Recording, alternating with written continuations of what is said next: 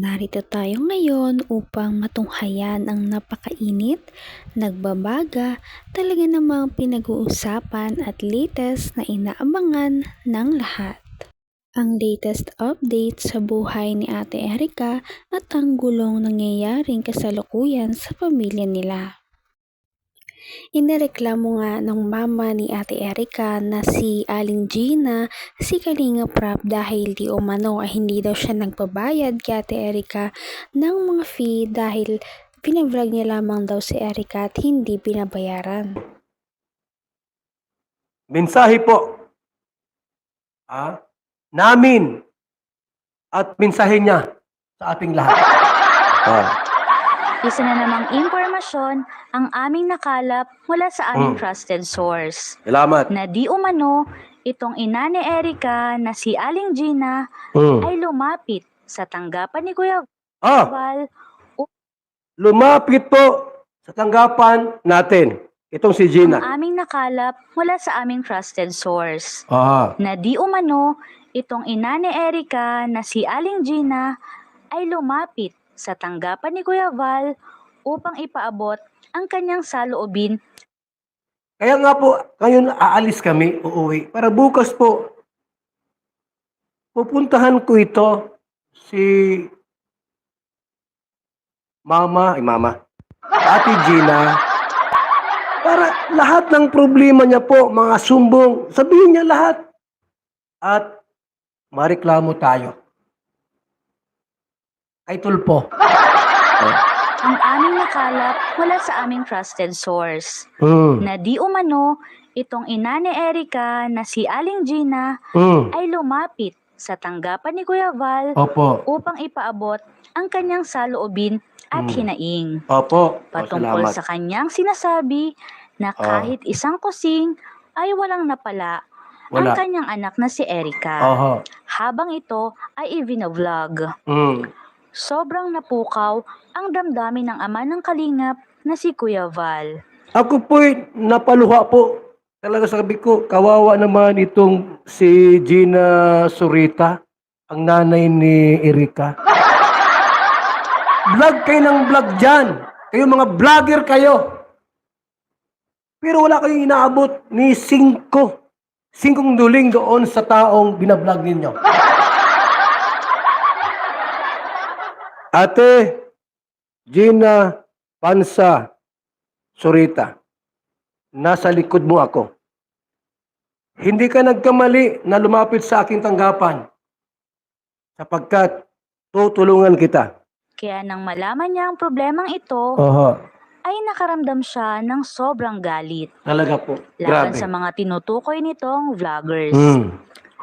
Nais din di umano ni Kuya Val na tunguhin ang tahanan ni Aling Gina. Talagang hindi nakatiis ang mama ni Ate Erika na si Aling Gina na ireklamo si Kalinga Prab kahit ito ang naging sanhi kung bakit lumago ang buhay ni Ate Erika.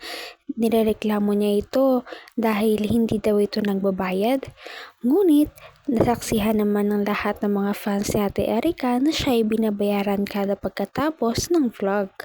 Bago po natin ipagpatuloy ang reaction na ito.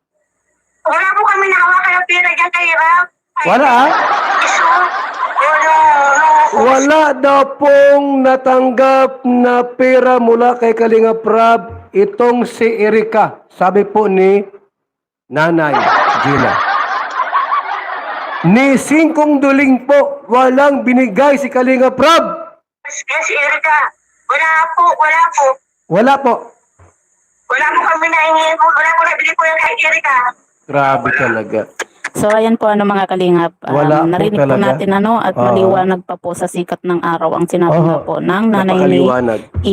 at sinasabing nga wala daw po silang natanggap nga po Wala dito po. kay Kalinga Prab na pera kahit piso. Isipin mo yan mga At kaibigan. kung matatandaan nyo po mga kalingap at kung Grabe talaga itong mga vlogger babalikan po na ito. natin yung mga vlog Ha? nga po ng Kalinga Prab dito na po kay mula part 1, part 2, part 3. Pa-34 na nga kayong tinawag. Kami po mga nasa gobyerno, di ba kami nagkialam sa mga vlogger na yan? At sabi nga namin, okay naman, nakakatulong sa gobyerno. Pero ito po nagbablog kayo ng nagbablog sa mga tulad yan, mahihirap. Ini-expose niyo yung kahirapan ng tao. Tapos, wala kayong tinutulong. Anong tawag dyan? Poverty porn yan. Hanggang sa ilang part nga po yun. Makikita po natin dito kay Kalinga Prab, yung pagbibigay nga po niya ng pera dito kay Mayroon ba? Diba?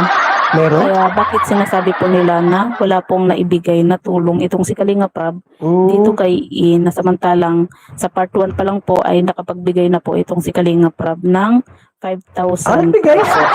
At sa part 2 Nagbigay daw? po ay nagbigay din po itong si Kalinga Prab ng 4,000 pesos. Ganon din po sa part 3 at part 4 nga po. Pero yun nga Meron po ba? mga kalingap sa part 3 at saka sa part 4 ay hindi po natin alam kung magkano po yung naiabot nga po nitong si Kalinga Prab dito kay Kasi nga po hindi po nabanggit ni Kalinga Prab kung Regina!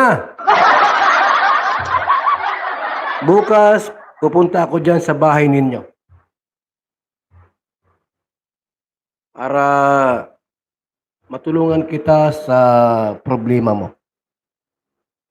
Ilista ko lahat yung mga vlogger na nagbablog. Napakatindi talaga ng paratang ni Aling Gina na hindi nagbabayad si Kalinga Prab. At dahil naman dyan ay hindi talaga ito pinapalagpas ni Kalinga Val Santos Matubang dahil hindi mo na siya kumakampi kahit kanino dahil gusto niya itong imbestigahan. Kaya naman pupunta daw si Kalinga Val sa mismong bahay nila Aling Gina para malaman ang katotohanan. Akong bahala sa gastos. Lahat ng reklamo mo, sabihin mo sa akin bukas. At lahat ng mga vlogger dyan, narinig ko ata may narinig kang Bombay ay, Kuya Ruben. Kasama yan sa kaso. Sino pa? Dr. Lab, kasama. Bukas, sabihin mo sa akin lahat, huwag ka mag-alinlangan. Bahala ako dyan. Kakasuhan natin sila. Astilan, wala silang tinulong sa anak mo. Matapos nilang i-vlog, kumita sa social media, ni 5 walang binibigay. Hindi pwede yan. Nasaan yung mga records natin dyan? Wala ba dyan mga records na nagbibigay si Kalinga Prab? Baka naman may nagbinigay dito at madadami tayo. May nag-comment. Kuya Bal, nagbigay si Kalinga Prab bawat vlog. Meron palang binibigay. Paano ito? Baka tayo matalo sa kaso. Bawat vlog ni Kalinga Prab kay Erika, tumatanggap ng 5,000. Minsan 4,000. Ay bayad na. Wala na. Talo tayo dito pagayaan. At saka Kuya Bal, may mga grocery pa. Patay kang bata, kang ini at Ate Gina. Paano manalo tayo nito? May nag-comment dito. May nagbigay rin po ng 10,000 mula sa sponsor. Na itong... ba't mo sinabing walang binibigay? Mayroon pa nag-message dito. Kuya Bal, nakita ko doon sa pang 23 vlog, 10,000 ang binigay. Paano ba ini? Mayroon pa nag-message dito. Mula kay... Pedro Muit, kay Tulpo. May binigay daw po kay Erika. Lahat ng binigay po, umabot daw po ng lahat ng binigay. Grabe talaga ang mga revelasyong nalaman natin sa video na ito. Ano na kaya ang mangyayari sa pamilya ni Ate Erika? At hanggang dito na lamang muna magtatapos ang ating napakainit, nagbabaga at pinaka-inaabangan na latest issue ni Ate Erika. At yan ay pagpapatuloy natin sa ating mga susunod na video. Hanggang sa muli, maraming salamat sa panonood. Bye!